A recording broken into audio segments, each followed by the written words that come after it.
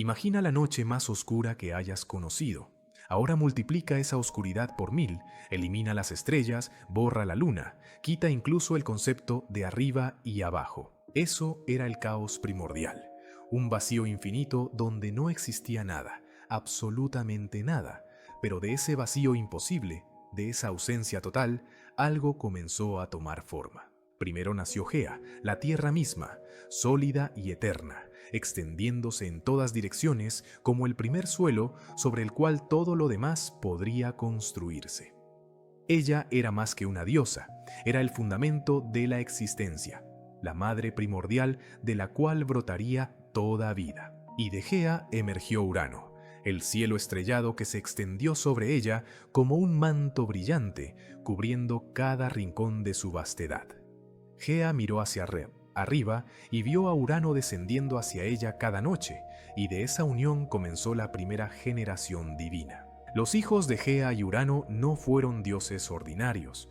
Primero llegaron los 12 titanes, Océano, cuyas aguas rodearían el mundo, Theo, señor de la inteligencia, Crío, guardián de las constelaciones, Hiperión, que traería la luz, Jápeto, padre de la humanidad futura, y Cronos, el más joven y astuto de todos.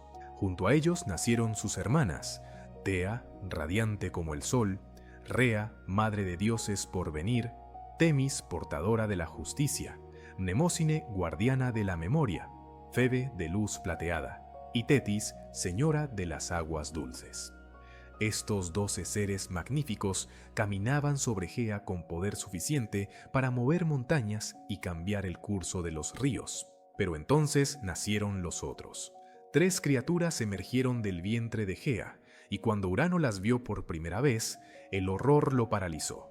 Eran los cíclopes, Brontes, Estéropes y Arges, cada uno con un solo ojo brillante en medio de la frente, gigantes de fuerza inconmensurable, capaces de forjar metales que ningún otro ser podría trabajar. Sus cuerpos eran poderosos, sus mentes brillantes, pero su apariencia aterraba al Padre de los cielos.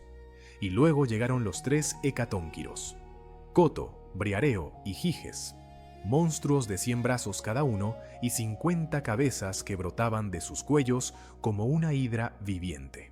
Urano retrocedió ante sus propios hijos. El miedo se apoderó de él, un terror visceral que le susurraba que estas criaturas podrían desafiarlo algún día, que su fealdad era una afrenta a su perfección celestial. Entonces tomó una decisión que desgarraría su familia para siempre. Descendió hasta las profundidades más oscuras de la tierra, hasta el Tártaro, un abismo que se hundía tan profundo bajo la superficie que caer desde su borde hasta el fondo tomaría 9 días completos.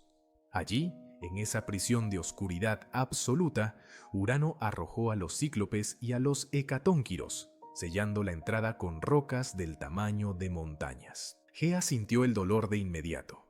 Cada vez que sus hijos aprisionados golpeaban las paredes de su cárcel subterránea, ella los sentía como puñaladas en su propio cuerpo. Los gritos de los hecatónquiros resonaban en sus entrañas, los lamentos de los cíclopes la atravesaban como lanzas. Días se convirtieron en años, años en siglos, y el sufrimiento no cesaba. Gea, la madre primordial, la tierra misma, sufría una agonía constante que ningún ser debería soportar. Finalmente, cuando ya no pudo tolerar más dolor, Gea tomó una decisión. En las profundidades de su ser, donde el metal más duro se forjaba bajo presiones inimaginables, ella creó algo nuevo, una hoz de adamantita, el metal más resistente que jamás existiría, con un filo tan afilado que podría cortar la carne divina misma. Sosteniendo esta arma terrible, Gea convocó a sus hijos titanes y les habló con voz que hacía temblar las montañas. ¿Quién de ustedes tiene el valor de vengar a sus hermanos?, preguntó, mostrando la hoz brillante. ¿Quién se atreverá a enfrentar a Urano y liberarlos de su prisión eterna? Los titanes se miraron entre sí con rostros pálidos. Océano desvió la mirada hacia sus dominios acuáticos. Hiperión retrocedió un paso. Ceo y Crío guardaron silencio. Ninguno quería enfrentar la furia del cielo, Ninguno deseaba alzar la mano contra su propio padre, excepto uno. Cronos, el más joven de los titanes, dio un paso adelante. Sus ojos brillaban con una mezcla de ambición y resentimiento que había estado creciendo durante siglos. Él había visto el sufrimiento de su madre, había escuchado los gritos de sus hermanos aprisionados y algo oscuro había germinado en su corazón. «Yo lo haré», dijo con voz firme, extendiendo su mano hacia la hoz. «Yo libraré a nuestra familia de este tirano». Gea le entregó el arma y le reveló el plan. Cada noche, Urano descendía desde los cielos para unirse con ella, cubriendo la tierra con su forma estrellada. En ese momento de intimidad estaría vulnerable, distraído, confiado. Cronos debía ocultarse y esperar, y cuando Urano estuviera más cerca, atacar sin piedad.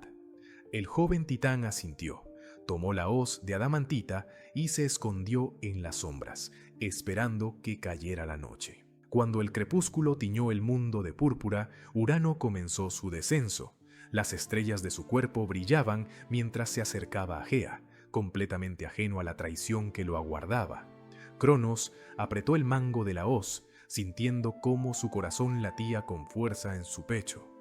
Urano se acercó más, extendiéndose sobre Gea como había hecho durante incontables eras, y entonces Cronos saltó de su escondite. La hoz de adamantita cortó el aire con un silbido mortal. Antes de que Urano pudiera reaccionar, antes de que pudiera siquiera comprender qué estaba sucediendo, Cronos lo castró de un solo golpe brutal. El grito de Urano sacudió el cosmos entero. Un alarido de dolor, traición y horror que resonó desde los confines más lejanos de la existencia hasta las profundidades del Tártaro. La sangre divina, icor dorado y brillante, cayó sobre Gea fertilizándola, y de esas gotas nacerían después las erinias, las furias vengadoras que perseguirían a quienes derramaran sangre familiar. Cronos sostuvo los genitales cercenados de su padre y con una mezcla de triunfo y asco los arrojó al mar. Cayeron en las olas con un estruendo y la espuma blanca comenzó a arremolinarse alrededor de ellos, creando un vórtice de poder divino del cual mucho tiempo después emergería Afrodita, la diosa de la belleza y el deseo. Pero en ese momento solo había victoria. Urano, mutilado y sangrando, se retiró hacia las alturas del cielo, alejándose de Gea para siempre. Ya no descendería cada noche, ya no cubriría la tierra con su presencia. Pero antes de desaparecer en la distancia cósmica, lanzó sus últimas palabras hacia Cronos, y esas palabras eran una maldición que resonaría a través de las eras. Así como tú me has destronado, hijo traidor, así uno de tus propios hijos te destronará a ti. Lo que has hecho, se te hará. El ciclo de sangre que has iniciado no terminará contigo. Cronos escuchó la profecía, pero en ese momento de victoria, con la hoz aún goteando icor dorado en su mano, no le dio importancia. Él era el nuevo señor del cosmos, el rey de los titanes, el que había tenido el valor de hacer lo que ningún otro se atrevió.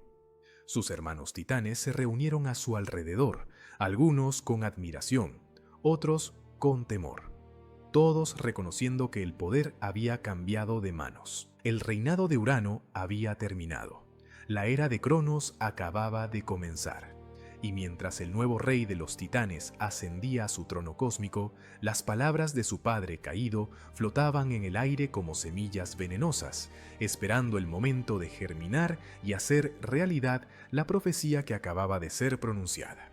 Pero eso es una historia que tendremos que contar después. Por ahora solo sabes esto. En el momento en que Cronos alzó esa hoz contra su padre, no solo cambió el destino del cosmos, selló el suyo propio. Si disfrutas de estas historias del origen de los dioses y quieres seguir descubriendo los secretos más oscuros de la mitología griega, por favor suscríbete al Club Mitológico. Somos un canal nuevo y tu apoyo nos ayuda a seguir trayendo estas leyendas épicas cada semana. Ahora continuemos con lo que sucedió después de que Cronos tomara el poder. Cronos ascendió al trono del cosmos con la hoz de adamantita aún en su mano, y por un tiempo parecía que su reinado traería paz y prosperidad. liberó a sus hermanos titanes de cualquier amenaza, distribuyó dominios entre ellos y estableció un orden donde cada uno gobernaba una porción del universo recién organizado. Océano controlaba las aguas que rodeaban el mundo, Hiperión vigilaba la luz del día, Gápeto supervisaba el occidente y los demás titanes encontraron sus propios territorios. Era el comienzo de lo que los mortales llamarían después la Edad de Oro, una era de abundancia donde la tierra daba frutos sin esfuerzo y la paz reinaba entre los dioses. Cronos tomó como esposa a su propia hermana Rea, la más maternal y gentil de las titánides. Ella era todo lo que Cronos no era, compasiva donde él era calculador, cálida donde él era frío, generosa donde él acumulaba poder. Juntos gobernaban desde el monte Otris en Tesalia, una fortaleza colosal desde donde podían observar toda la creación.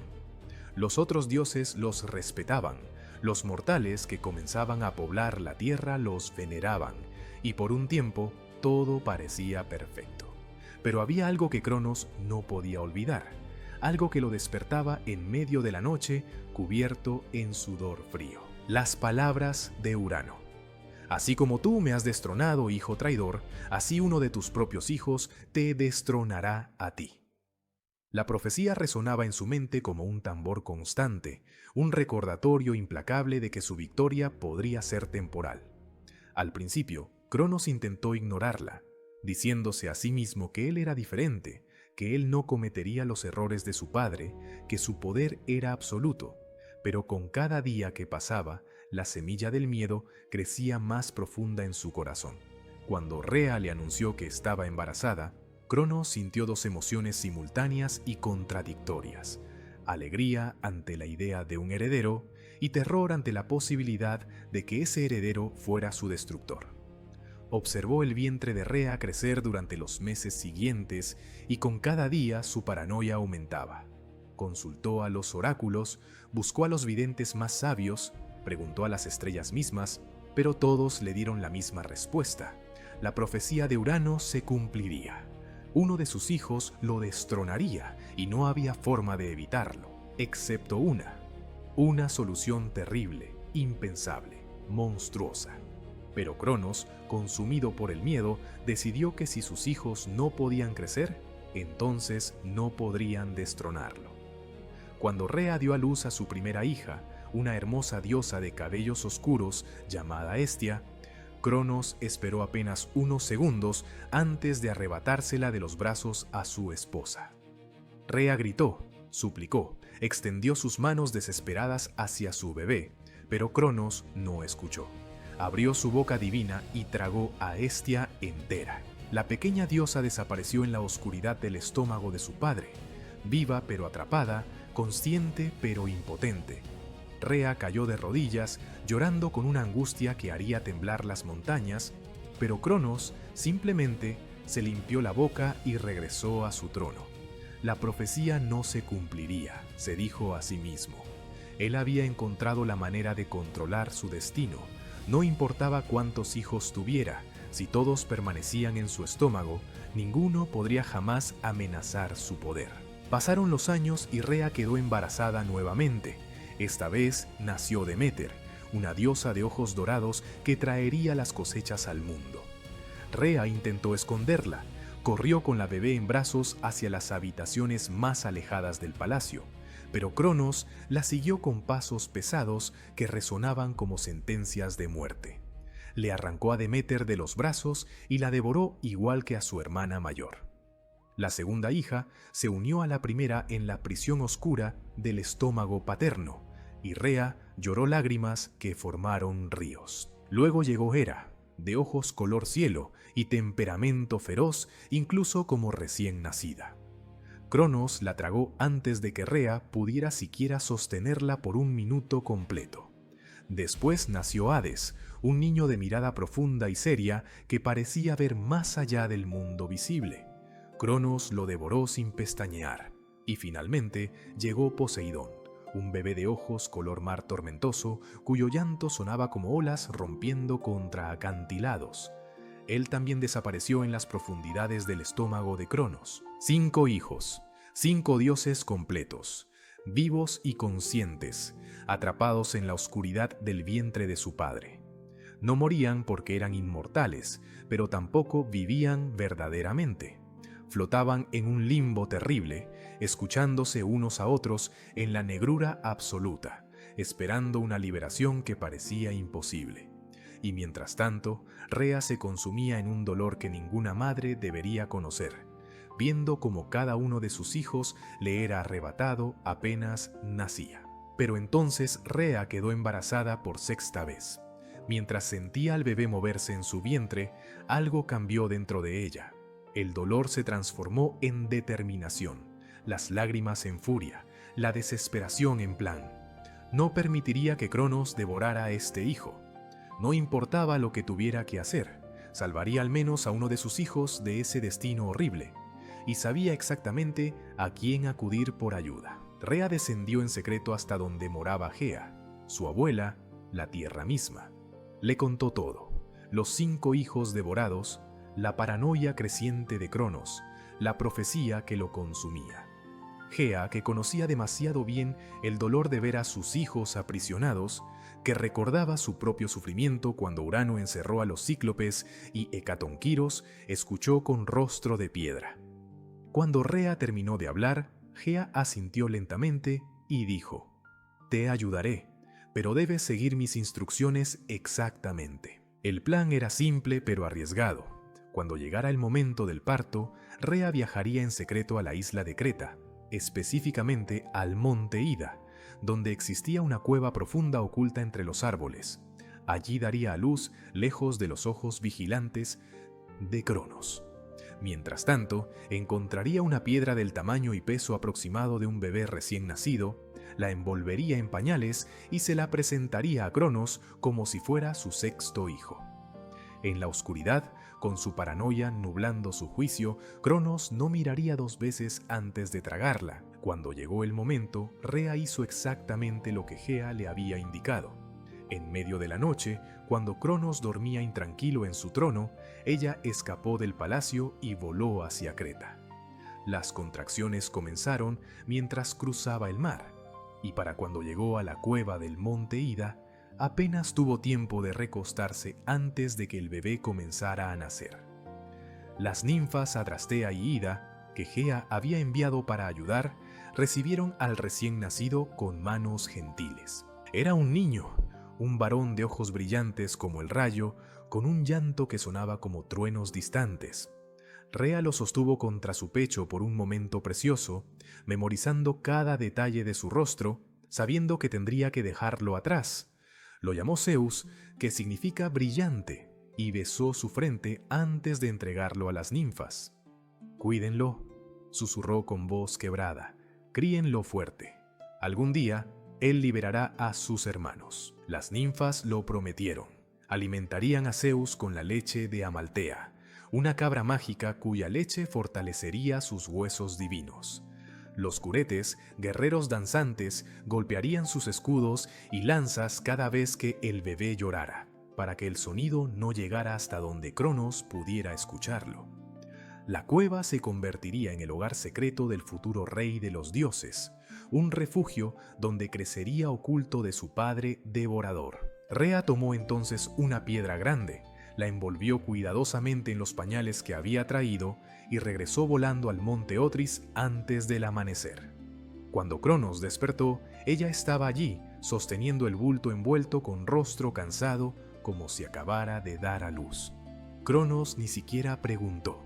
Extendió sus manos, tomó lo que creía era su 6º hijo, abrió su boca y lo tragó de un solo movimiento. La piedra cayó pesadamente en su estómago, uniéndose a los 5 dioses que ya habitaban allí. Cronos eructó, satisfecho, convencido una vez más de que había burlado el destino. No sospechaba nada, no sabía que en ese mismo momento, en una cueva de Creta, su verdadero 6º hijo abría sus ojos divinos por primera vez, mirando el mundo que algún día gobernaría. Zeus había nacido. La profecía había dado su primer paso hacia el cumplimiento. y aunque Cronos creía estar a salvo, aunque pensaba que había encontrado la manera de controlar su destino, la verdad era que cada hijo que había devorado esperaba en la oscuridad, y cada día que Zeus crecía en Creta lo acercaba más al momento en que el ciclo iniciado por Urano finalmente se completaría. La Edad de Oro continuaba brillando en la superficie, pero en las sombras las fuerzas del cambio ya se estaban moviendo. En la cueva del monte Ida, Zeus crecía rodeado de secretos y susurros.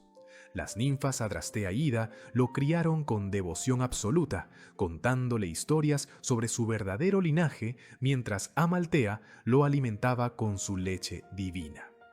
Cada día que pasaba, el joven dios se hacía más fuerte, más sabio, más consciente de quién era realmente y qué destino lo esperaba. Los curetes continuaban golpeando sus escudos cuando él gritaba o reía demasiado fuerte, asegurándose de que ningún sonido traicionara su ubicación. Y así, protegido por capas de engaño y lealtad, Zeus se convirtió en un joven dios de poder extraordinario. Cuando Zeus alcanzó la madurez, ya no era el bebé indefenso que Rea había dejado en esa cueva. Era alto y poderoso, con músculos que rivalizaban con montañas y ojos que brillaban con inteligencia divina. Las ninfas le habían contado todo, cómo Cronos devoraba a sus hijos, cómo 5 hermanos esperaban atrapados en la oscuridad del estómago paterno, cómo su madre había arriesgado todo para salvarlo. Zeus escuchó cada palabra y sintió crecer dentro de él una furia fría y calculada. No era la rabia ciega de la venganza, sino la determinación firme de quien sabe exactamente qué debe hacer. Pero Zeus no era tonto. Sabía que no podía simplemente marchar hasta el monte Otris y desafiar a Cronos. Su padre era el rey de los titanes, había gobernado durante eras y su poder era inmenso. Zeus necesitaba un plan, y para eso necesitaba ayuda. Descendió entonces de su escondite en Creta y buscó a la única que podría darle el consejo que necesitaba. Metis, la titánide de la astucia y la sabiduría, hija de Océano y una de las pocas divinidades que permanecía neutral en los asuntos del poder. Metis lo recibió en su morada acuática con ojos que veían más allá de las apariencias. Ella había observado el reinado de Cronos volverse cada vez más paranoico. Había visto cómo el miedo lo transformaba de gobernante justo en tirano consumido. Cuando Zeus le explicó quién era y qué planeaba hacer, Metis sonrió con una mezcla de satisfacción y determinación. «Te ayudaré», le dijo, «pero debes seguir mis instrucciones exactamente. La fuerza bruta no bastará contra Cronos. Necesitamos astucia». Metis preparó entonces una poción especial, mezclando hierbas que crecían en los confines del mundo con néctar divino y mostaza en cantidades precisas. El brebaje tenía propiedades eméticas poderosas. Cualquiera que lo bebiera, incluso un dios inmortal, vomitaría violentamente todo lo que tuviera en su estómago. Pero el desafío no era preparar la poción, sino lograr que Cronos la bebiera. Metis ideó un plan arriesgado. Zeus se disfrazaría como un copero nuevo en el palacio del monte Otris, se ganaría la confianza de los sirvientes y esperaría el momento perfecto para servir la poción mezclada con el vino favorito de Cronos. Zeus siguió el plan al pie de la letra. Se presentó en el monte Otris como un joven copero recién llegado, manteniendo su verdadera identidad oculta con magia que Metis le había enseñado. Durante días observó las rutinas de Cronos, aprendió sus costumbres, estudió sus momentos de distracción. El rey de los titanes apenas lo miraba, demasiado absorto en sus propias paranoias para notar al sirviente que llenaba su copa. Y entonces llegó la noche de un gran banquete, cuando Cronos celebraba otro año más de su reinado inquebrantable. Las copas corrían libremente, la comida se apilaba en mesas larguísimas, y los titanes leales cantaban alabanzas a su rey. Zeus se movía entre las sombras con una jarra en sus manos, esperando. Cuando Cronos extendió su copa pidiendo más vino, Zeus se acercó con pasos medidos y sirvió la bebida mezclada con la poción de Metis. El líquido brillaba exactamente igual que el vino divino, olía igual, y cuando Cronos lo llevó a sus labios y bebió profundamente, no notó ninguna diferencia. Pero entonces su rostro cambió. Primero fue una mueca de confusión, luego una expresión de incomodidad creciente, y finalmente un gesto de absoluto horror cuando comprendió que algo estaba terriblemente mal. Su estómago se convulsionó con una fuerza que nunca había experimentado, y antes de que pudiera siquiera gritar, Cronos comenzó a vomitar. El gran salón del banquete se sumió en el caos mientras el rey de los titanes se doblaba sobre sí mismo, expulsando todo lo que había tragado durante años. Primero salió la piedra, la que Rea había envuelto en pañales décadas atrás, cayendo al suelo con un estruendo que hizo temblar las columnas. Cronos apenas tuvo tiempo de procesar lo que veía antes de que la siguiente convulsión lo sacudiera. De su boca emergió entonces Poseidón, ya adulto y completamente formado, cayendo al suelo y levantándose de inmediato con ojos llenos de furia. Luego vino Hades, alto y sombrío, con una mirada que había contemplado demasiada oscuridad. Después Hera, radiante y furiosa, seguida por Deméter, con tierra aún adherida a sus ropas. Y finalmente Hestia, la primera en ser devorada y la última en salir, temblando pero viva. 5 dioses adultos se alzaban ahora en el salón de banquetes, liberados después de años de prisión en la oscuridad del estómago paterno. Todos ellos miraron a Cronos con odio absoluto, con una sed de venganza que había tenido décadas para fermentar. Y entonces Zeus dejó caer su disfraz, revelando su verdadera forma divina, y declaró con voz que hizo eco en todo el cosmos: «Yo soy Zeus, tu sexto hijo, el que creíste haber devorado. He venido a cumplir la profecía que Urano pronunció. Tu reinado ha terminado, padre». Cronos retrocedió tambaleándose, todavía débil por el vomitar violento, mirando aterrorizado a los 6 hijos que ahora lo rodeaban. Los otros titanes presentes en el banquete se levantaron de sus asientos, divididos entre la lealtad a su hermano y el horror ante lo que acababan de presenciar. Océano permaneció sentado, declarando su neutralidad.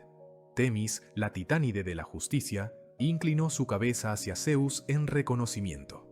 Y Prometeo, el titán de la previsión, sonrió porque había visto venir este momento durante mucho tiempo. Pero Zeus sabía que la batalla apenas comenzaba. Cronos podría estar debilitado ahora, pero seguía siendo poderoso, y muchos titanes permanecían leales a él. Los 6 hermanos se reunieron en consejo, jurando venganza y destronamiento. Acordaron que necesitaban aliados más poderosos, armas más mortales y un ejército capaz de enfrentar a los titanes en guerra abierta. Y Zeus sabía exactamente dónde encontrar todo eso.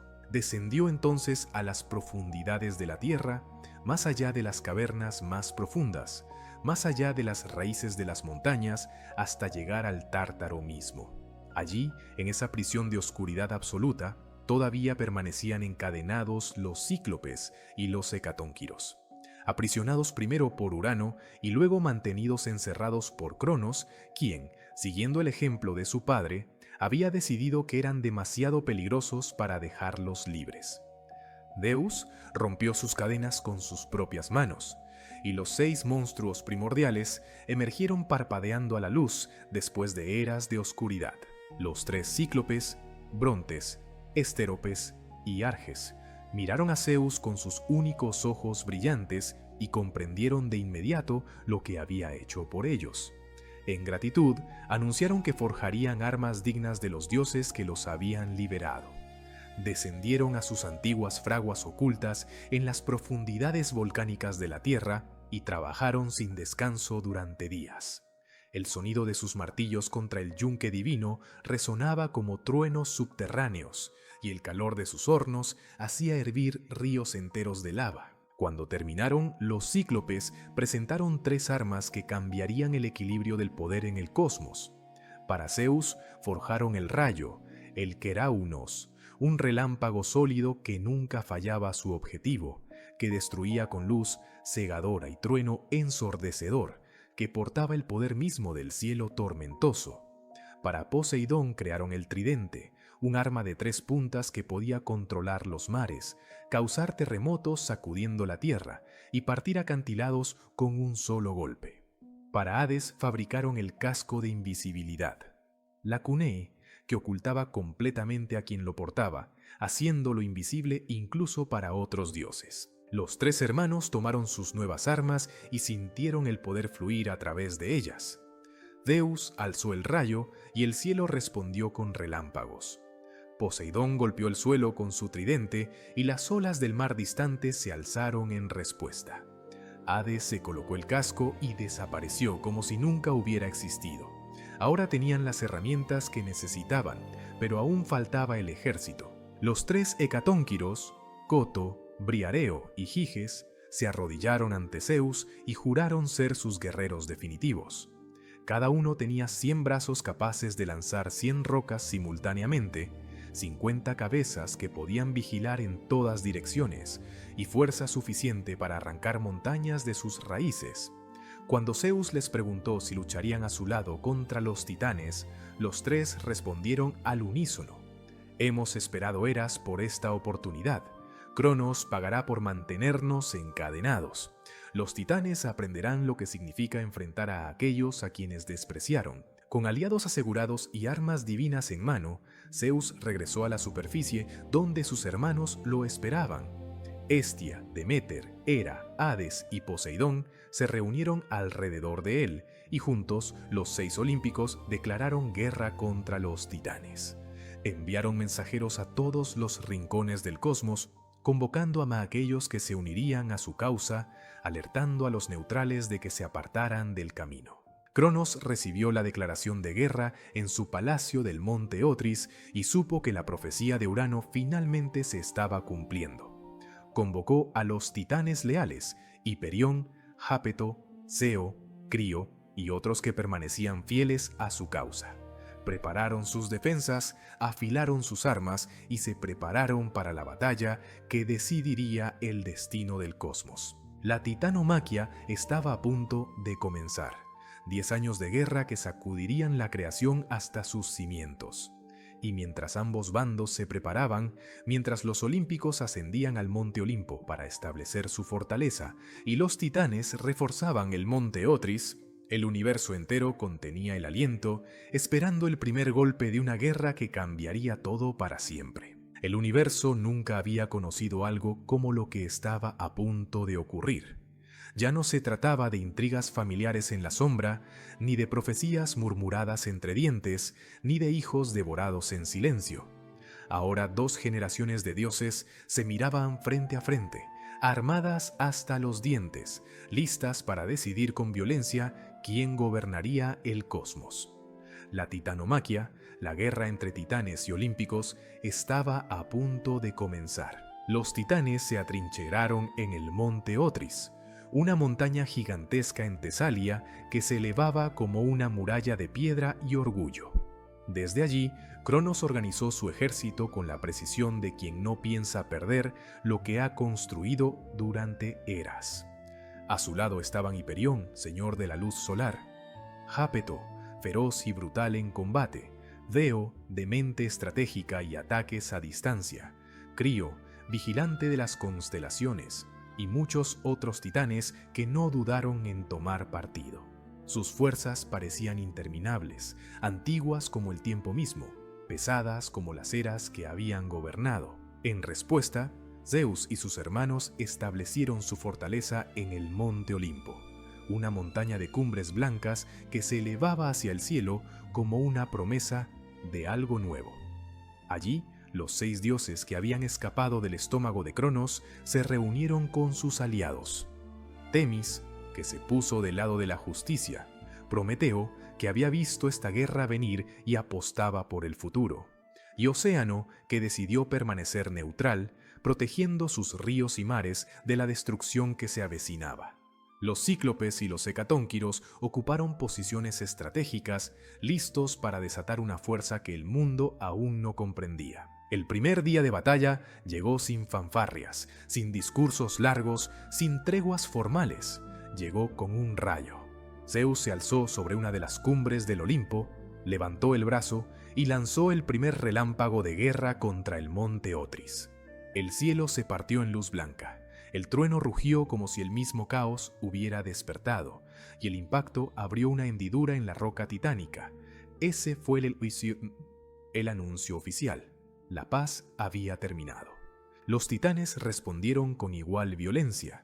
Hiperión alzó sus manos hacia el sol y lo intensificó hasta convertirlo en un disco cegador que quemaba la visión de los ejércitos olímpicos.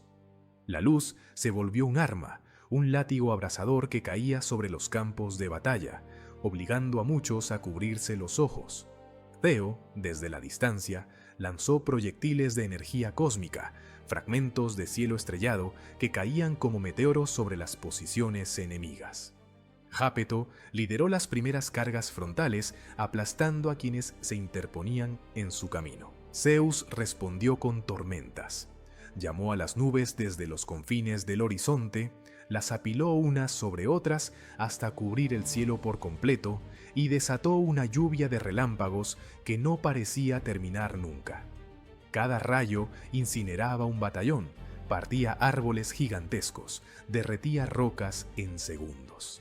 El aire mismo parecía vibrar de miedo cada vez que alzaba su arma, y sin embargo, los titanes resistían, avanzando a través de las llamas como si estuvieran acostumbrados a esa furia. En los mares la guerra también rugía. Poseidón, blandiendo su tridente de 3 puntas, golpeó la superficie del océano y levantó olas que alcanzaban la altura de montañas. Esas olas cayeron sobre los ejércitos titánicos que intentaban flanquear por mar, arrastrándolos a las profundidades en remolinos sin retorno. A veces Poseidón hacía temblar el suelo mismo, provocando terremotos que abrían grietas enormes bajo los pies de los titanes. Enteros contingentes desaparecían en esos abismos, tragados por la tierra que se partía como si fuera arcilla. Hades, mientras tanto, eligió un papel diferente en la batalla. Con su casco de invisibilidad, se desvanecía en el aire, apareciendo detrás de los enemigos en el momento exacto en que bajaban la guardia. Atravesaba líneas defensivas sin ser visto, cortaba tendones, robaba armas, sembraba el pánico con sus ataques sorpresa. Algunos titanes comenzaron a susurrar que la muerte misma caminaba entre ellos, invisible, siempre al acecho. Hades no buscaba gloria en campo abierto, buscaba desmoralizar, quebrar la voluntad del enemigo desde dentro. La guerra avanzaba en oleadas brutales. Un día parecía que los titanes se impondrían, arrojando a los olímpicos montaña abajo, aplastando sus líneas defensivas con fuerza aplastante. Al día siguiente, los rayos de Zeus y los terremotos de Poseidón devolvían el golpe, borrando cualquier ventaja ganada. No había descanso verdadero, solo respiros breves entre asaltos, momentos fugaces en los que el polvo se asentaba y ambos bandos contaban a sus heridos. Hera, Deméter y Hestia también tenían su papel en la guerra, aunque no siempre en la primera línea. Hera trabajaba entre los aliados, tejiendo alianzas, persuadiendo a dioses menores y espíritus naturales para que se unieran a la causa olímpica. Sabía que la guerra no solo se ganaba con fuerza bruta, sino con lealtades bien colocadas. Deméter manipulaba los campos de batalla, haciendo que la vegetación atrapara los pies de los titanes, que raíces gigantescas se enredaran en sus tobillos, que el suelo se volviera traicionero bajo ellos.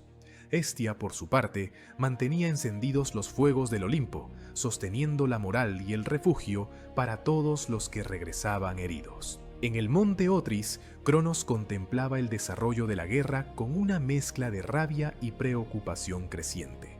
Había subestimado a sus hijos, creyendo que serían simples rebeldes apagables con una muestra de fuerza.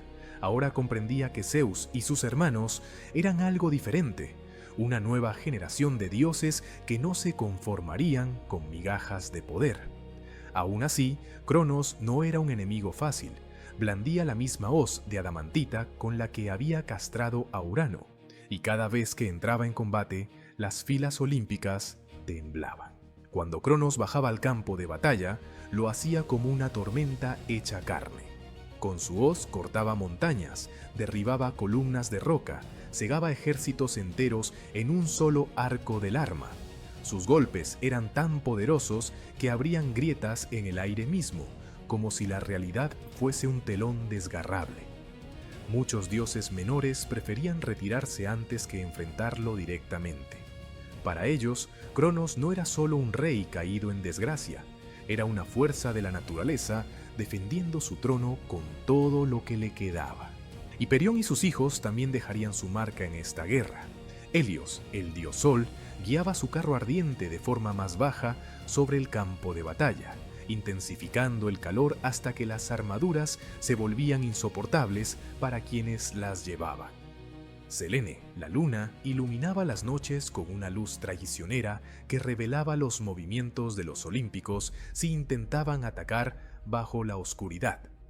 Eos, la aurora, teñía los amaneceres de rojo sangre, anunciando cada nuevo día de guerra como si el cielo mismo recordara las vidas perdidas. Durante años, ningún bando logró una ventaja decisiva.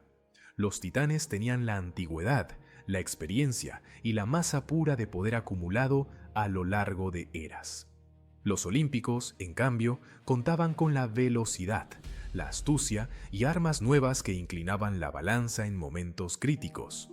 Había batallas en las que los ejércitos chocaban durante días enteros, sin que ninguno retrocediera más de lo que avanzaba.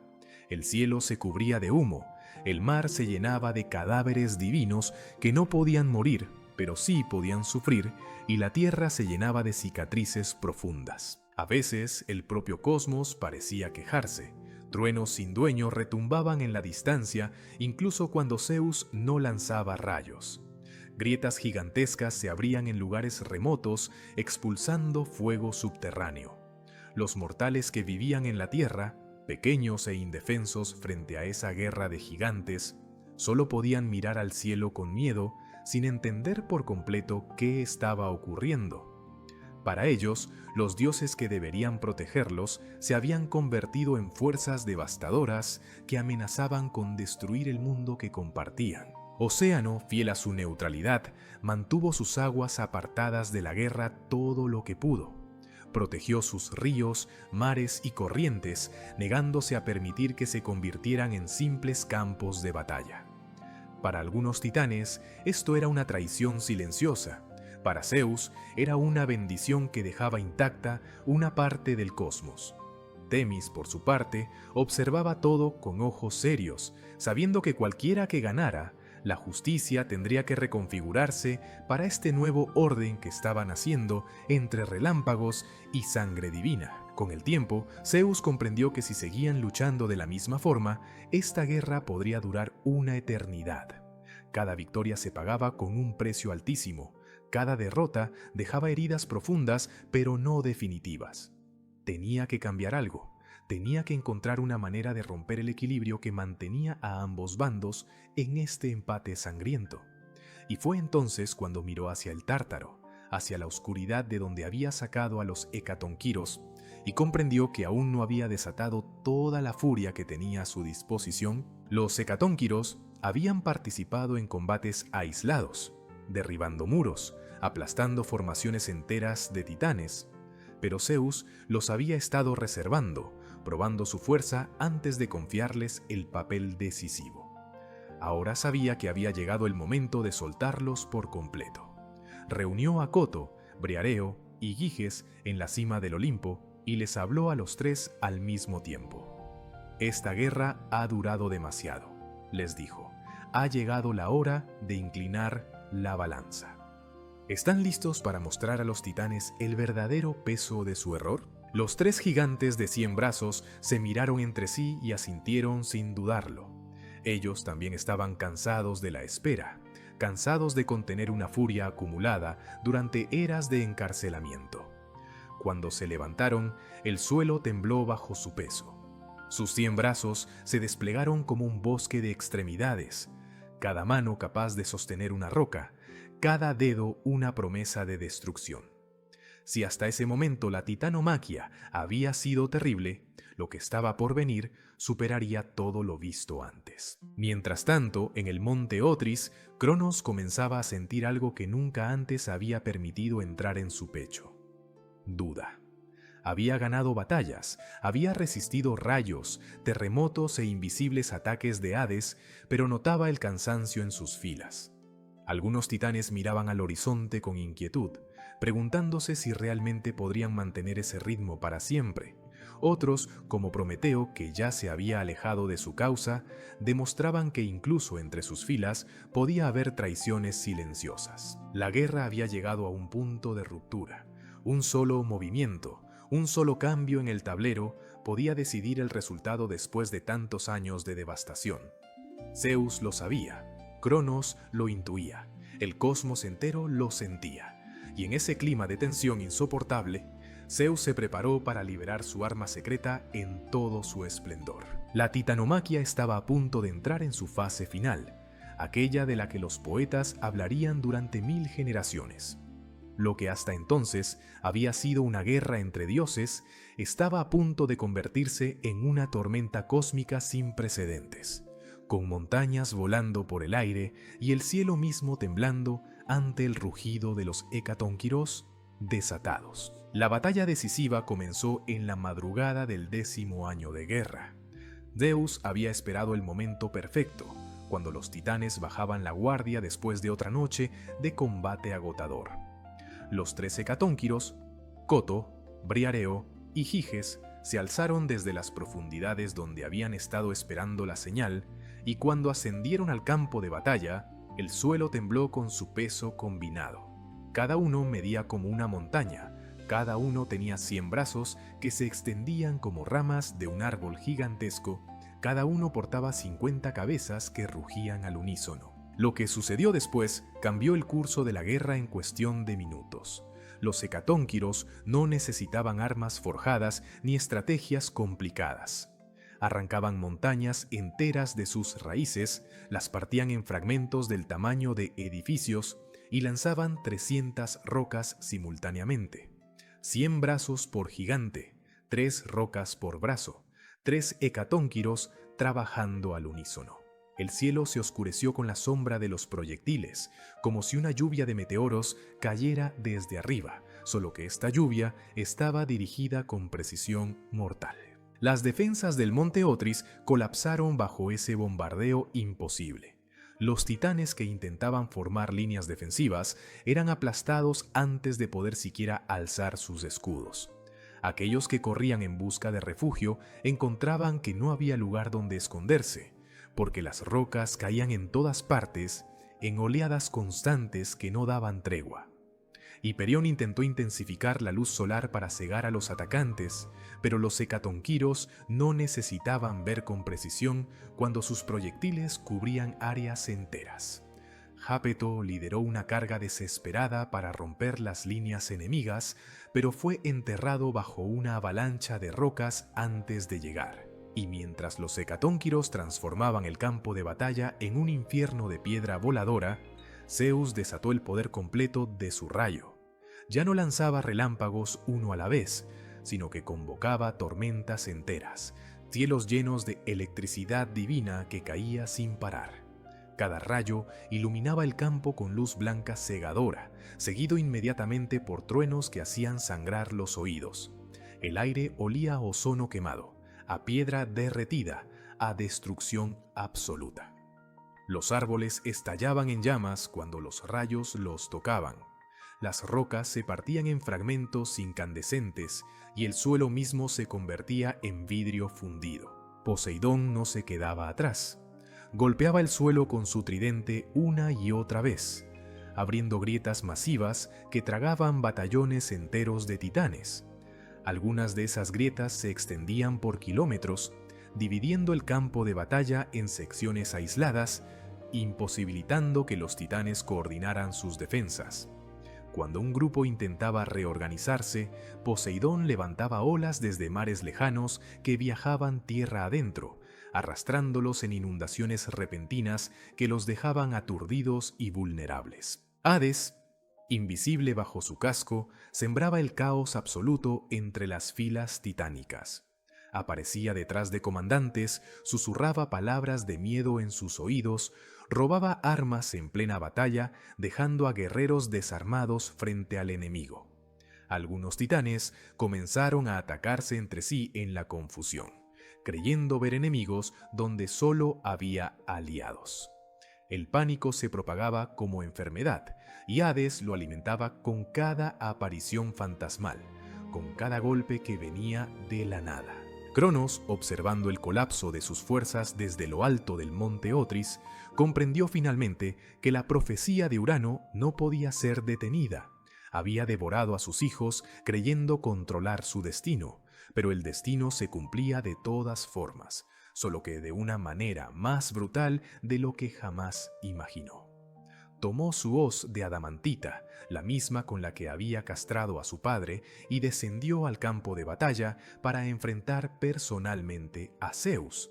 Si iba a caer, caería luchando, no escondido en su fortaleza. El encuentro entre padre e hijo fue el punto culminante de 10 años de guerra. Cronos blandió su hoz con toda la furia acumulada de un rey que ve su reino desmoronarse, cada golpe capaz de partir montañas, cada movimiento cargado de desesperación y rabia. Zeus esquivaba, bloqueaba con su rayo, respondía con ráfagas de electricidad que obligaban a Cronos a retroceder. Los dos dioses chocaban una y otra vez, creando ondas de choque que derribaban a quienes combatían cerca, abriendo cráteres con cada impacto. Pero Cronos estaba agotado. 10 años de guerra, la traición de sus hijos, el peso de una profecía cumplida, todo eso lo había debilitado más de lo que quería admitir. Zeus, en cambio, peleaba con la energía de quien sabe que el futuro está de su lado, de quien ha esperado toda su vida para este momento. Cuando Cronos levantó la hoz para un golpe final desesperado, Zeus lanzó un rayo que atravesó su defensa, golpeándolo directamente en el pecho y arrojándolo al suelo con tal fuerza que el impacto creó un cráter profundo. Cronos cayó de rodillas, jadeando, mirando a su hijo que se alzaba sobre él con el rayo brillando en su mano. La profecía se había cumplido. El hijo había destronado al padre, exactamente como Urano había predicho. Zeus no dijo nada, no había palabras necesarias. Simplemente ordenó que encadenaran a Cronos con cadenas forjadas por los propios cíclopes, irrompibles e inescapables. El antiguo rey de los titanes fue arrastrado hacia el Tártaro, hacia la misma prisión donde él había mantenido encerrados a los cíclopes y hecatónquiros. Los demás titanes que habían combatido contra los olímpicos sufrieron el mismo destino. Hiperión, Jápeto, Deo, Crío, todos fueron encadenados y arrojados al abismo más profundo de la creación. Las cadenas eran tan pesadas que 100 dioses no podrían levantarlas, y los hecatónquiros se establecieron como guardianes eternos en las puertas del Tártaro, asegurando que ningún titán pudiera jamás escapar. Coto, Briareo y Giges, finalmente libres después de eras de aprisionamiento, habían encontrado un propósito: asegurarse de que quienes los habían encerrado jamás volverían a ver la luz. Pero Atlas recibió un castigo especial. Zeus, queriendo enviar un mensaje claro sobre el precio de la rebelión, condenó a este titán a sostener el cielo sobre sus hombros por toda la eternidad. Atlas fue llevado al borde occidental del mundo, donde la tierra terminaba y comenzaba el océano infinito, y allí se le colocó el peso completo del firmamento. Cada día tendría que sostener ese peso imposible. Cada noche seguiría soportándolo, sin descanso, sin alivio, como advertencia viviente de lo que ocurría a quienes desafiaban el nuevo orden olímpico. Menecio, otro titán que había luchado con especial ferocidad, fue fulminado directamente por el rayo de Zeus y enviado al Erebó, la oscuridad primordial que existía antes incluso que el Tártaro. De él no quedó más que cenizas divinas esparcidas en la negrura absoluta. Los titanes que habían permanecido neutrales, como océano, fueron perdonados y mantuvieron sus dominios. Temis se unió oficialmente al Consejo Olímpico como diosa de la justicia. Prometeo, que había apostado por Zeus desde el principio, recibió reconocimiento aunque su historia con los olímpicos tendría complicaciones futuras. Con la victoria asegurada, llegó el momento de dividir el universo. Los tres hermanos victoriosos, Zeus, Poseidón y Hades, se reunieron en la cima del Olimpo para decidir quién gobernaría qué. No querían repetir los errores del pasado, donde uno solo acumulaba todo el poder mientras otros resentían su posición. Decidieron resolver la cuestión de la manera más justa posible, echando suertes, dejando que el destino mismo distribuyera los dominios. Prepararon 3 lotes, uno por cada reino principal del cosmos. El primero representaba el cielo y la atmósfera, el dominio de las tormentas, los rayos y todo lo que volaba entre las nubes. El segundo simbolizaba los mares y océanos, el reino de las aguas profundas, los terremotos submarinos y todo lo que nadaba bajo las olas. El tercero contenía el inframundo, el reino de los muertos, las sombras y todo lo que existía bajo la superficie de la tierra viva. Los 3 hermanos cerraron los ojos y tomaron un lote cada uno. Zeus abrió su mano y encontró el cielo. Se convertiría en el rey supremo de los dioses, gobernante del cosmos, señor de la atmósfera y los fenómenos celestiales. Su trono estaría en la cima del Olimpo y desde allí supervisaría el funcionamiento del universo entero. Los otros dioses lo reconocerían como autoridad máxima, aunque sus hermanos mantendrían soberanía absoluta en sus propios dominios. Zeus aceptó este papel con la solemnidad de quien comprende que el poder viene con responsabilidades enormes. Poseidón abrió su lote y descubrió los mares. Establecería su palacio en las profundidades del océano, un reino de coral y oro bajo las olas donde gobernaría sobre todas las criaturas marinas, controlaría las corrientes, causaría tormentas o calmas según su voluntad.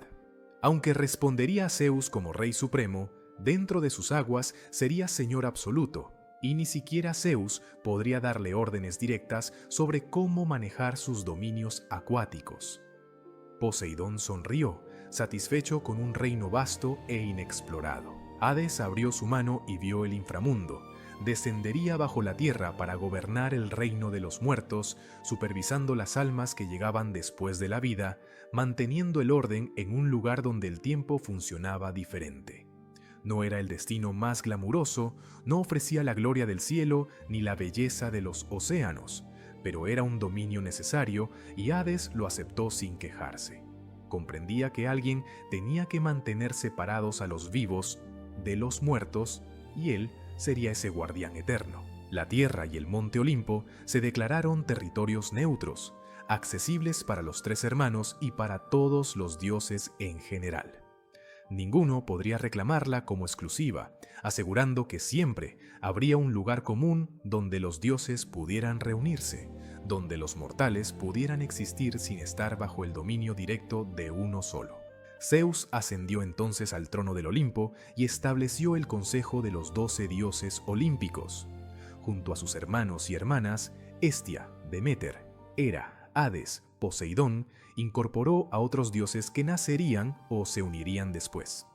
Atenea, Apolo, Artemisa, Ares, Afrodita, Hefesto y Hermes completarían eventualmente el panteón. Distribuyó dominios y responsabilidades. Hera supervisaría el matrimonio, Deméter las cosechas, Atenea la sabiduría, Ares la guerra, cada uno con su esfera de influencia claramente definida. Se establecieron leyes divinas que todos debían respetar. Se crearon protocolos para resolver disputas sin recurrir a guerras devastadoras como la que acababan de sobrevivir. Se instituyeron rituales y tradiciones que gobernarían las interacciones entre dioses y entre dioses y mortales. El nuevo orden olímpico tomaba forma, estructurado, organizado, deliberadamente diseñado para evitar el caos que había caracterizado las eras anteriores. Y así comenzó la era olímpica que duraría hasta el fin de los tiempos. Zeus gobernaba desde su trono de nubes y relámpagos, Poseidón desde su palacio submarino, Hades desde su fortaleza en el inframundo. Los titanes permanecían encadenados en el Tártaro, vigilados por los hecatonquiros que nunca dormían. Atlas sostenía el cielo en el confín del mundo.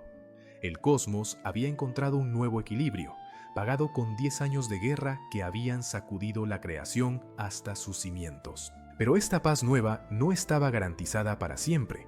Futuras amenazas surgirían para probar si los olímpicos podían mantener lo que habían conquistado. La gigantomaquia traería a los gigantes nacidos de la sangre de Urano contra los nuevos dioses. Tifón, el monstruo más terrible jamás creado, emergerá del Tártaro para desafiar a Zeus directamente, y 1000 conflictos menores, intrigas, traiciones y guerras marcarían la historia olímpica. Pero por ahora, en este momento de victoria, los dioses celebraban. Habían derrotado a la generación anterior, habían cumplido la profecía, habían establecido un nuevo orden. Miraban el cosmos desde el Olimpo y veían un futuro lleno de posibilidades. Sin saber aún todos los desafíos que ese futuro les presentaría, la titanomaquia había terminado.